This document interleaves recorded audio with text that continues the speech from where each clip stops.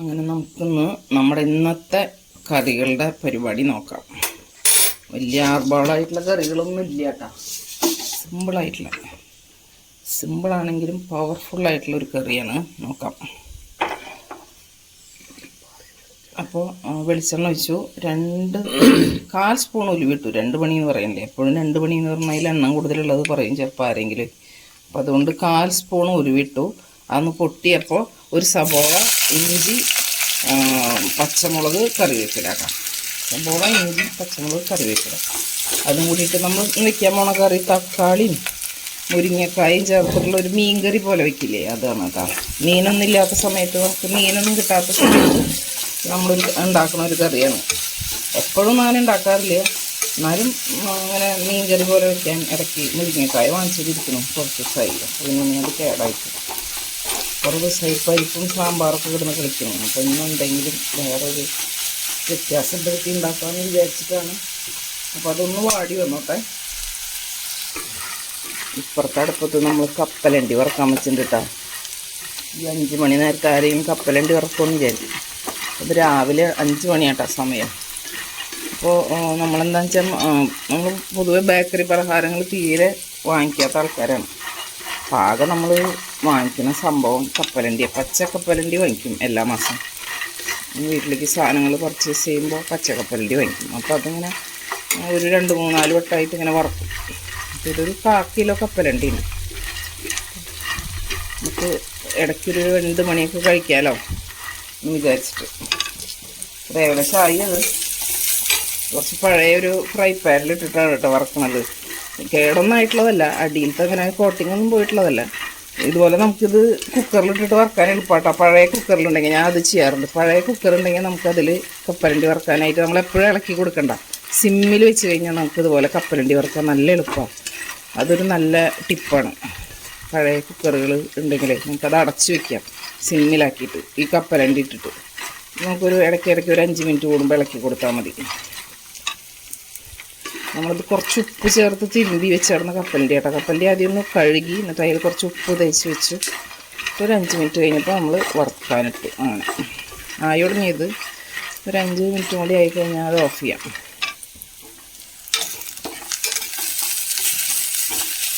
അപ്പോഴേക്ക് നമ്മുടെ തക്കാളിക്ക് സബോളയൊക്കെ വഴണ്ട് വന്നിട്ടുണ്ട്. അധികം വഴണ്ടേണ്ട ആവശ്യമില്ല.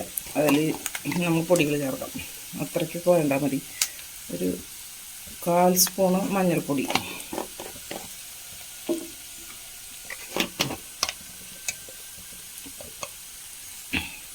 ഒരു 3/4 സ്പൂണ് മുളക് പൊടി കേട്ടോ. ഇതും കൂടി ചേർത്ത് ഒന്ന് ഇളക്കി കൊടുക്കാം.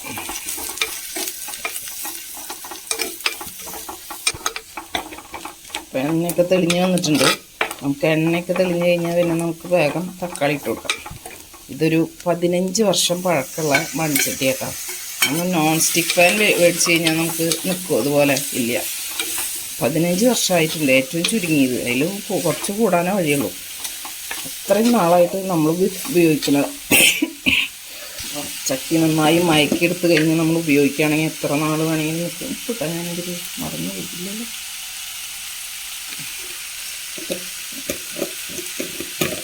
ഇട്ടിട്ടുണ്ട്.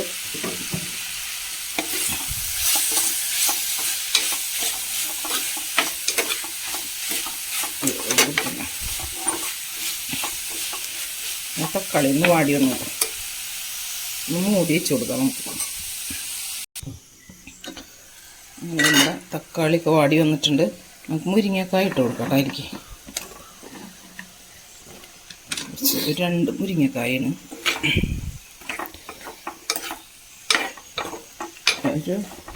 ഒരു ചീന്ത് കുടപ്പുളി ചൂടുവെള്ളത്തിൽ ഇട്ട് വെച്ചേർന്നതാട്ടോ. അതും കൂടി ഒഴിച്ച് കൊടുക്കാം.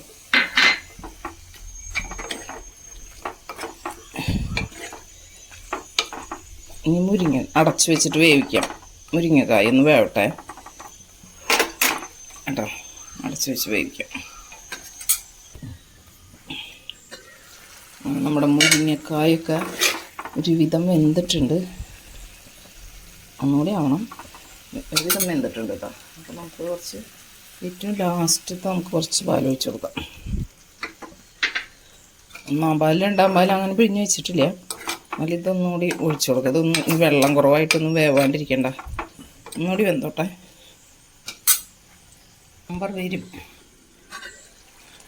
നമുക്ക് നാളികേരപ്പാൽ ഒഴിച്ചു കൊടുക്കാം കേട്ടോ. മുരിങ്ങക്കായൊക്കെ വെന്തിട്ടുണ്ട്. നാളികേരപ്പാൽ ഒഴിച്ചു കൊടുക്കാം.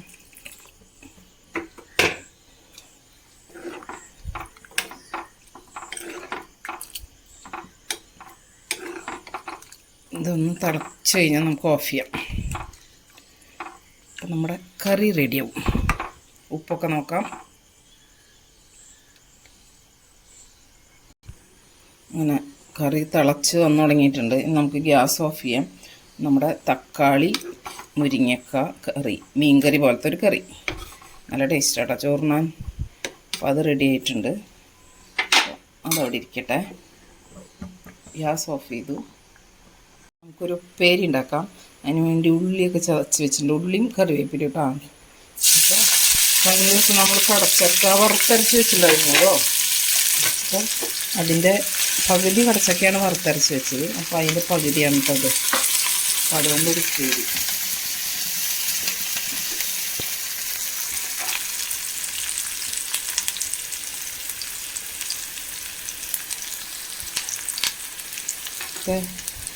പച്ചക്കറിക്കൊക്കെ ഭയങ്കര വിലയാണ്. തക്കാളി, ബീൻസ്, എല്ലാ സാധനത്തിനും ഭയങ്കര വിലയാണ്. അപ്പോൾ നമ്മൾ എന്ത് ചെയ്യണം? നമ്മുടെ മാക്സിമം നമ്മുടെ വീട്ടിലോ അല്ലെങ്കിൽ നമുക്ക് യൂസ് ചെയ്യാൻ പറ്റാവുന്ന നമ്മുടെ നാടൻ വിഭവങ്ങളെ മാക്സിമം നമ്മൾ യൂസ് ചെയ്യാം. പച്ചക്കറി, ഈ ബീൻസും ഒന്നാമത്തെ കാര്യം വിഷമടിച്ച് വരുന്ന സംഭവങ്ങളാണ്. അതിന് നമ്മൾ ഇത്രയും വിലയും കൊടുക്കണം. നമ്മുടെ പരിസരത്തുള്ളതും അല്ലെങ്കിൽ ഇത്തിരി അധികം സ്ഥലമുള്ള ആൾക്കാരുടെ വീട്ടിൽ പപ്പായും അതും ഇതൊക്കെ ഉണ്ടാവില്ലേ, ചക്കയും മാങ്ങയൊക്കെ സീസൺ കഴിഞ്ഞു തുടങ്ങി. ചക്കയുടെ എന്നാലും ചക്കക്കുരുവൊക്കെ നമ്മൾ എടുത്ത് വെച്ചിട്ടുണ്ടാവുമല്ലോ. ചക്കക്കുരു, മാങ്ങയും മുരിങ്ങക്കായൊക്കെ വെക്കാം. അപ്പോൾ അങ്ങനെ നമ്മൾ മാക്സിമം നമ്മുടെ വീട്ടിലുള്ള സാധനങ്ങളൊക്കെ യൂസ് ചെയ്യുന്നേ. അപ്പോൾ നമുക്ക് കടച്ചക്കയ്ക്ക് ഇട്ട് കൊടുക്കാം കേട്ടോ.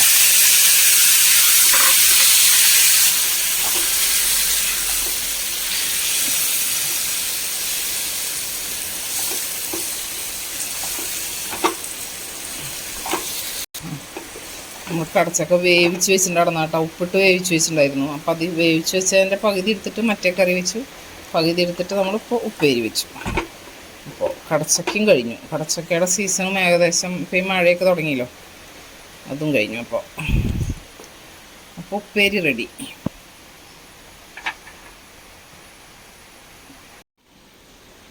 ഇനി നമ്മൾ നമ്മുടെ ഒരു സംഭവം കൂടി ഉണ്ടാക്കണം.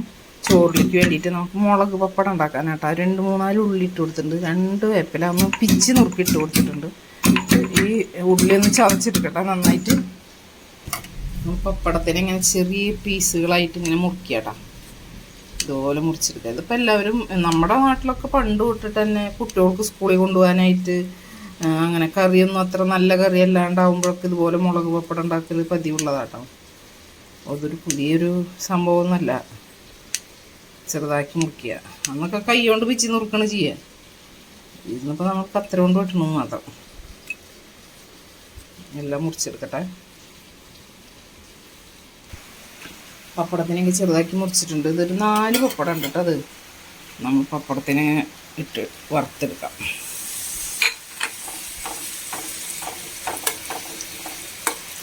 ഇങ്ങനെ നീക്കി ഇട്ട് കൊടുക്കാൻ മതി. കോരി മാറ്റണം എന്നൊന്നുമില്ല. എല്ലാം ഇട്ട് കൊടുത്ത് തീ ഒന്ന് സിമ്പിൾ വെച്ചിട്ട് ഇത് വറുത്തെടുക്കാം.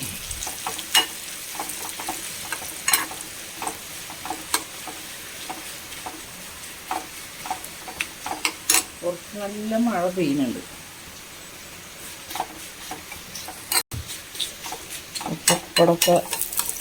പപ്പടമൊക്കെ നന്നായിട്ട് ആയിട്ടുണ്ട്.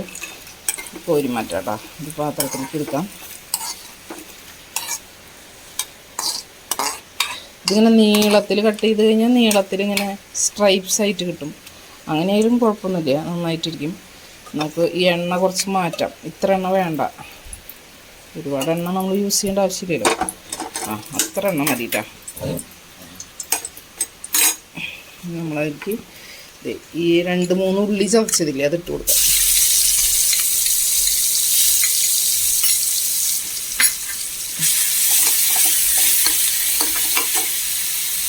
അതൊന്ന് മൂത്തോട്ടെ. ഒരു നുള്ളു ഉപ്പിട്ട് കൊടുക്കാം.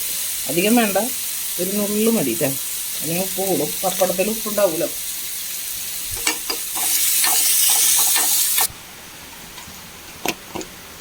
ഉള്ളി നമ്മൾ ഉപ്പേരിക്ക് ചതക്കണേക്കാളും കുറച്ചും കൂടി നന്നായിട്ട് ചതക്കണം കേട്ടോ. അതിന് കുറച്ച് മുളക് പൊടി ഇട്ട് കൊടുക്കാം. ഒരുപാട് വേണ്ട, ഒരു 1/4 സ്പൂണോളം മുളക് പൊടി. പൊടിമുളക് ഇടുന്നവർക്ക് ഇഷ്ടമുള്ളവർക്ക് അത് ഇടാം. പക്ഷെ ഇതാണ് കുറച്ചും കൂടി നല്ലത് കേട്ടോ. ഈ കുത്തുമുളകാണ് കുറച്ചും കൂടി ഇതിന് ടേസ്റ്റ് കൊടുക്കുക.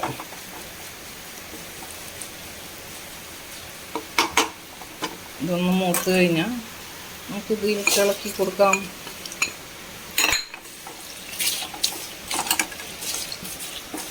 നമ്മുടെ മുളക് പപ്പടം ഇവിടെ റെഡിയായി. ഇതിന് മുളക് പപ്പടം എന്നാട്ടോ നമ്മൾ പറയുക.